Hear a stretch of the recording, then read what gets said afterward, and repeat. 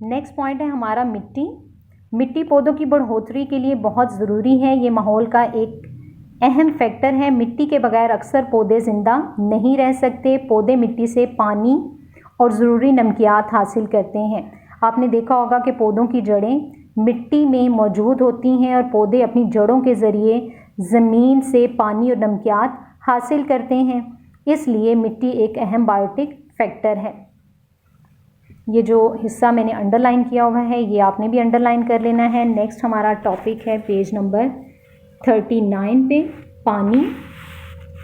पानी ज़िंदगी के लिए लाजमी है। ये हर पौधे और जानवर के माहौल में मौजूद होता है।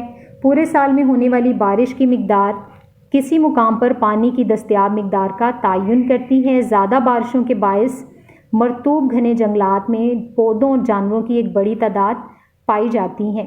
कम बारिशों के बायस सहराओं में चंद पौधे और जानवर पाए जाते हैं। पानी आपको पता है ज़िंदगी के लिए बहुत ज़्यादा ज़रूरी है। जहाँ पानी आसानी से मैसर हो वहाँ पर जानदारों की तादाद भी ज़्यादा होती है और पानी की मिकदार का इन्हिसार होता है कि किसी इलाके में साल भर में कितनी बारिश होती है। ये यहाँ तक आपने निशान लगाना है। ये आपके सवाल नंबर 3 के पार्ट 2 का जवाब यहाँ तक है। सवाल नंबर 3 देखिए, दर्ज झैल की मिसालों से वजाहत करें। नंबर 1 पैरासिटिज़म, नंबर 2 म्यूचुअलिज़म, नंबर 3 कंज्यूमर्स की अक़साम। पैरासिटिज़म वाले सवाल का जवाब आपको मिलेगा पेज नंबर 40 पे, म्यूचुअलिज़म का 41 पे और कंज्यूमर्स की अक़साम 35 और 36 पे। आपने इनकी डेफिनेशंस भी लिखनी है और साथ साथ इनकी मिसालें भी देनी हैं। सवाल नंबर 3 के पार्ट 3 का पहला हिस्सा पैरासिटिज़म।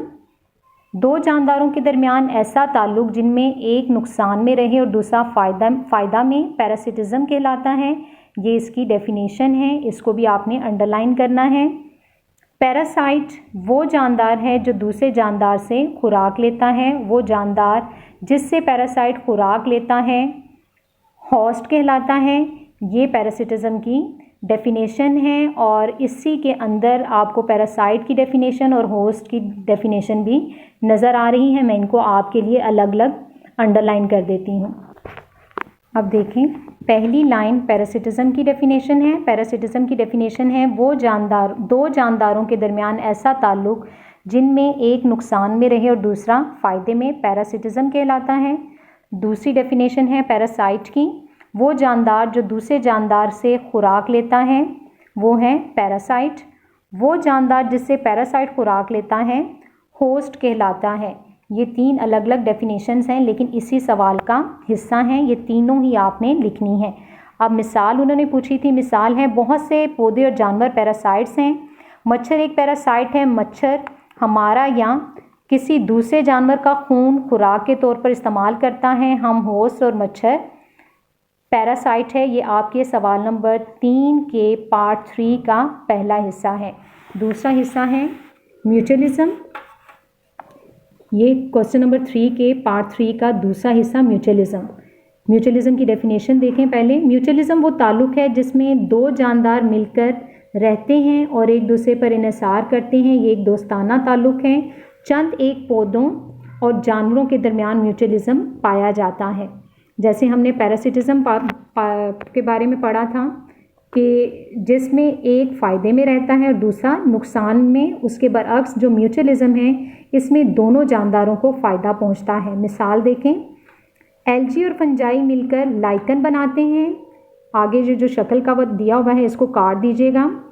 लाइकन दोनों के दरमियान म्यूचुअलिज़म की मिसाल है। सब्ज़ अलगा अपने लिए और फंगस के लिए खुराक तैयार करता है। फंगस अलगा को खुश्क होने से बचाता है। यानी आपने देखा कि एल्गी और फंजाई मिलकर लाइकन बनाते हैं और लाइकन जो है वो म्यूचुअलिज़म की मिसाल है। सब्ज़ अलगा अपने लिए भी और फंगस के लिए भी खुराक बनाता है, यानी कि ये उसके काम आता है। तो दूसरी तरफ फंगस जो है वो अलगा को खुश्क होने से बचाता है। तो इसका मतलब है फंगस भी अलगा के फ़ायदे के लिए काम करता है। फंगस अलगा को खुराक बनाने के लिए कार्बन डाइऑक्साइड भी फ्राहम करता है। यानी एक फंगस अलगा को खुश्क होने से बचाता है और दूसरा खुराक बनाने के लिए कार्बन डाइऑक्साइड भी फ्राहम करता है।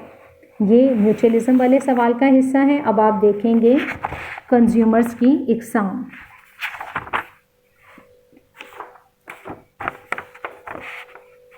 थ्री और 4 क्लासेस में भी आप लोगों ने कंज्यूमर्स की इकसाम पढ़ी हैं। ये सवाल नंबर 3 के पार्ट 3 का जवाब है। देखिए, कंज्यूमर्स मुख्तलिफ इकसाम के हैं। आप लिख सकते हैं, आपकी बुक में 3 इकसाम के कंज्यूमर्स का जिक्र है। नंबर 1 आपने हेडिंग देनी है हर्बीवोर्स। वो जानवर जो सिर्फ पौधे खाते हैं हर्बीवोर्स कहलाते हैं। हर्बीवोर्स की तारीफ है, वो जानवर जो सिर्फ पौधे खाते हैं हर्बीवोर्स कहलाते हैं। फिर आप हेडिंग देंगे मिसालें, और हर्बीवोर्स की मिसालें हैं घोड़े, बकरियां, गुलहरियां और तितलियां हर्बीवोर्स हैं। यहाँ तक ये हर्बीवोर्स का हिस्सा है। नेक्स्ट हेडिंग आप देंगे कार्निवोर्स। वो जानवर जो हर्बीवोर्स या दूसरे जानवरों का गोश्त खाते हैं कार्निवोर्स कहलाते हैं। ये कार्निवोर्स की डेफिनेशन है। आप पहले कार्निवोर्स की हेडिंग देंगे और ये तारीफ लिखेंगे। उसके बाद आप मिसालें की हेडिंग देंगे, और कार्निवोर्स की मिसालें हैं शेर, बिल्लियाँ, कुत्ते, मेंढक और सांप कार्निवोर्स हैं। यहाँ तक आपका कार्निवोर्स है। अगली हेडिंग आप देंगे ओमनिवोर्स। कुछ जानवर पौधों और जानवरों दोनों को खाते हैं, इन्हें ओमनिवोर्स कहते हैं। ये ओमनिवोर्स की डेफिनेशन चल रही थी। अब आप उसकी हेडिंग देंगे मिसालें चूजे, कौवे, रीछ और इंसान ओमनिवर्स हैं। ये आपके सवाल नंबर 3 का पार्ट 3 का तीसरा हिस्सा भी मुकम्मल हो गया। ये पूरी एक्सरसाइज तफसीली जवाबात समेत आपने याद करनी है। तफसीली जवाब आपने याद किए हुए हैं। आज मैंने सिर्फ आपको निशान लगवा दिए हैं ताकि आपको पता चल जाए कि तफसीली जवाबात किस सवाल का जवाब कहाँ पे मौजूद है। अल्लाह हाफिज़।